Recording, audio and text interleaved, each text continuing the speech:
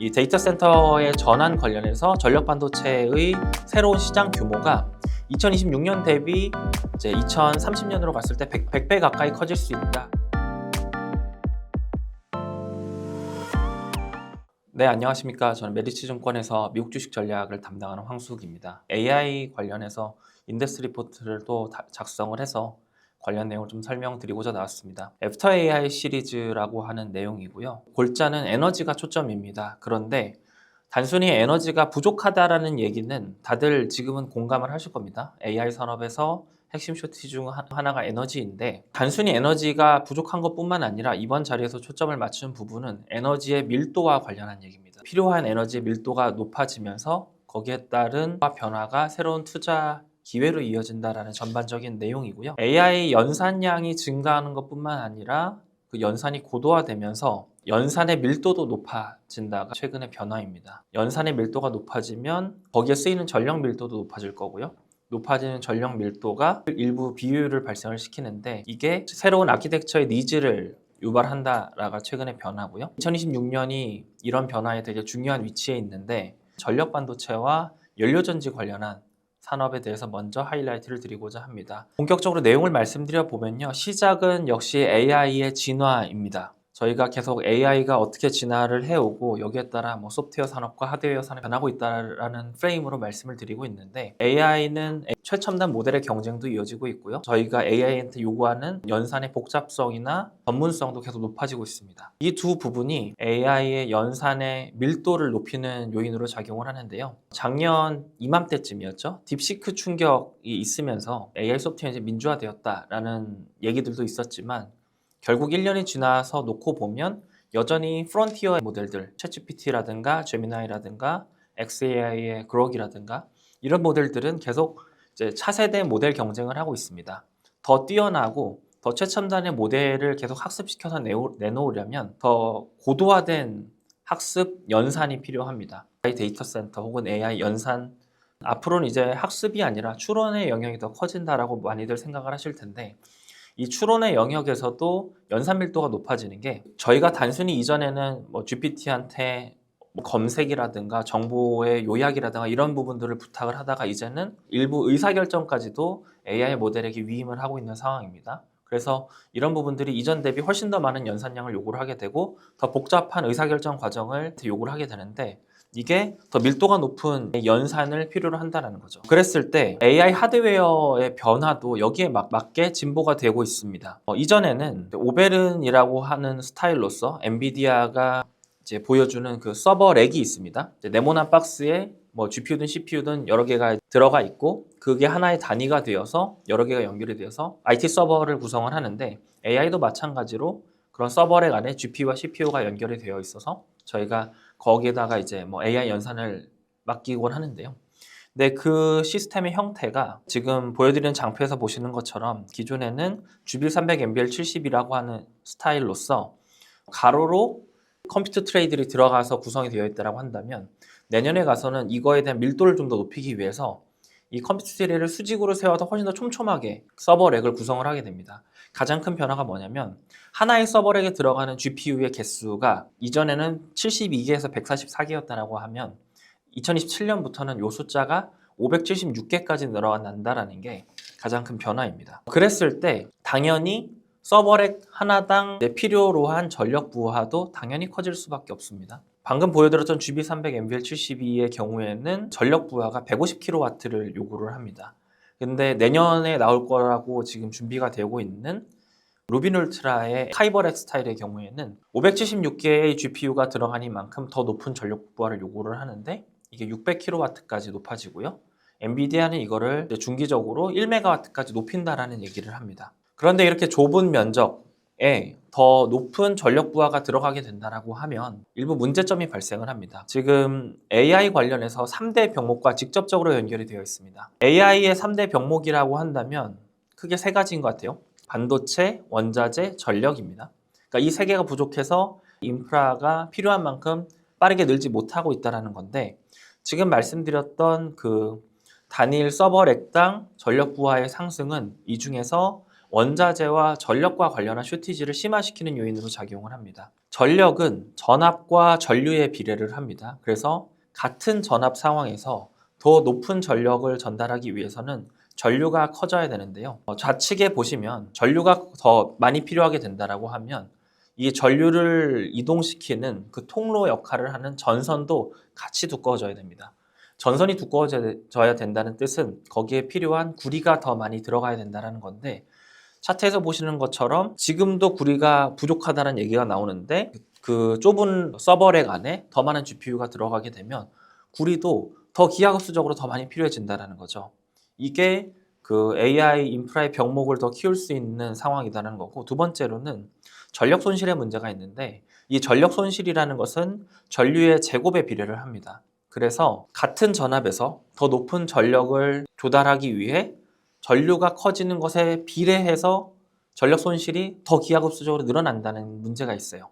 근데 이 문제는 또 다른 방식으로 또 설명을 드리면, 전력의 손실이라는 것은 이 에너지가 다른 형태로 발산을 한다는 겁니다. 이 서버렉 안에서 이 전력 손실의 형태는 형태로 나타나느냐, 열 에너지 형태로 나타나고, 이거는 다른 말씀으로 드리면 발열이라는 문제, 이 발열의 문제가 기하급수적으로 커진다라는 얘기로 귀결이 된다는 거죠. 그래서 이 전력 비율과 구리 부족의 문제, 이게 다른 한편은 발열이라는 문제로 하드웨어의 진화에 발목을 잡는 요인으로 작용을 하는데, 이 문제점을 해결하기 위한 방법으로 엔비디아를 중심으로 최근에 AI 인프라 기업들 사이에서 준비되고 있는 방법이, 그러면 서버렉 안에서의 전압을 높이면 되지 않느냐. 그래서 전압을 높이는 방식으로 지금 말씀드렸던 병목들과 문제점들을 해결하기 위한 준비들이 나타나고 있습니다.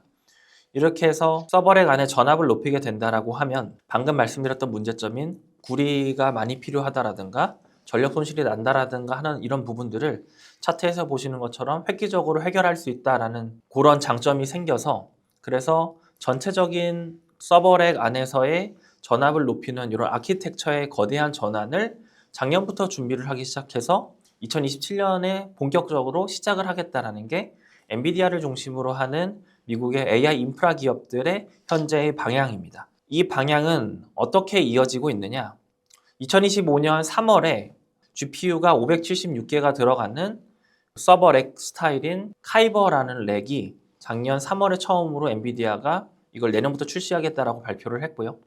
5월에 가서 보니 엔비디아가 이거를 지금의 전력 시스템으로는 새로운 렉 스타일을 감당할 수 없다. 그래서 기존의 전력 시스템에서 48V에서 54V 사이의 전압으로 전력을 조달해 왔는데, 이거를 800V까지 높여야 된다라는 얘기를 작년 5월에 이제 처음 합니다. 그래서 관련 공급망 기업들한테 미리 준비를 같이 해달라. 10월에는 이와 관련해서 새로운 아키텍처의 레퍼런스 디자인을 처음으로 공개를 하면서 이런 계획들이 진전되고 있다라는 것을 저희가 작년에 5월과 10월에 중요한 이벤트들로 해서 확인을 할 수 있었고요. 이게 2026년에 중요한 이유가 뭐냐면요. 2027년부터 본격적으로 카이버렉이라고 하는 고밀도의 서버렉이 출하가 될 건데, 그것이 출하가 되기 전에 올해 상반기에는 이와 관련한 구체적인 레퍼런스 디자인을 엔비디아의 3월 GTC 행사라든가 6월 대만 컴텍스 행사라든가 이런 행사들에서 그 실물 디자인을 확인할 수 있는 이벤트가 좀 기대가 된다. 이거는 그랬을 때 관련 기업들의 주가의 모멘텀으로 작용할 수 있다는 첫 번째 아이디어가 있고,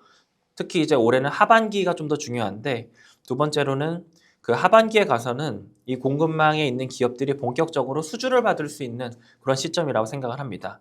이 수주라는 것은 방금 말씀드렸던 이런 산업의 전환의 기회가 이제 기업들의 숫자로 찍히는 그런 이벤트의 시작이기 때문에, 그래서 이 관련한 아이디어들을 지금부터 정리해 놓고 준비해야 된다라는 말씀을 드리고요. 그럼 투자 아이디어는 크게 어떻게 정리를 할 수 있겠느냐? 데이터 센터와 서버렉의 구조가 변하는 지점들이 결국에는 새로운 투자 아이디어다라고 정리를 드립니다.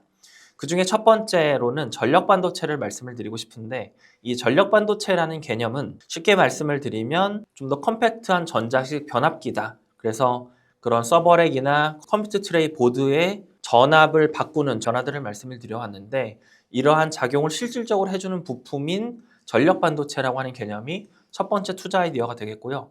두 번째는 전체적으로 데이터 센터 안에 구조가 바뀌기 때문에 거기에 들어가는 전력 시스템, 기자재들도 새로운 투자 아이디어가 될 수 있겠습니다. 마지막으로는 저희 같이 자료를 작성한 문경원 위원이 좀 더 중점적으로 말씀을 드릴 건데 에너지 발전 시스템과 저장 시스템과 관련한 이 부분도 중요하게 아키텍처가 변하는 부분에서 수혜를 볼 수 있는 포인트이기 때문에 이 부분에 대해서도 관심을 가질 수 있겠다라는 거고요. 그래서 기업들을 좀 중점적으로 보면 좋겠느냐라고 했을 때 지금 보여드리는 장표가 힌트가 될 수 있을 거다라고 보는데요.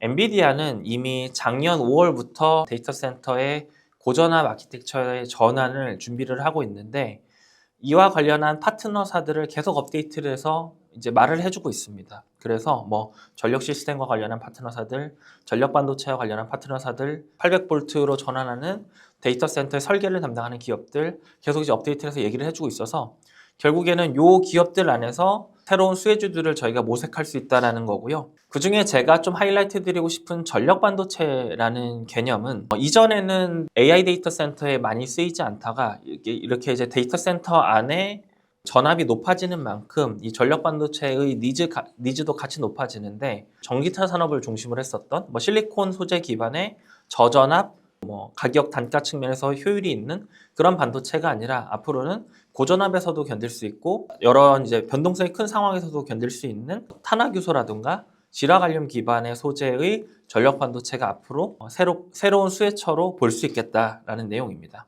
그래서 이 시장이 얼마나 커질 수 있느냐에 대해서 좀 짚어보면 보여드리는 장표의 우측 차트는 엔비디아가 얘기를 하고 있는 800V로의 아키텍처 전환에 관련한 미국의 협력사들 중에 나비타스라는 기업이 있습니다. 그 기업이 전망을 하고 있는 이 데이터 센터의 전환 관련해서 전력 반도체의 새로운 시장 규모가 2026년 대비 이제 2030년으로 갔을 때 100배 가까이 커질 수 있다라고 보는 게 지금 그 산업에서의 시각이고요. 이전보다 그러면 얼마나 더 많이 전력 반도체가 서버렉 안에 더 많이 쓰이게 되겠느냐?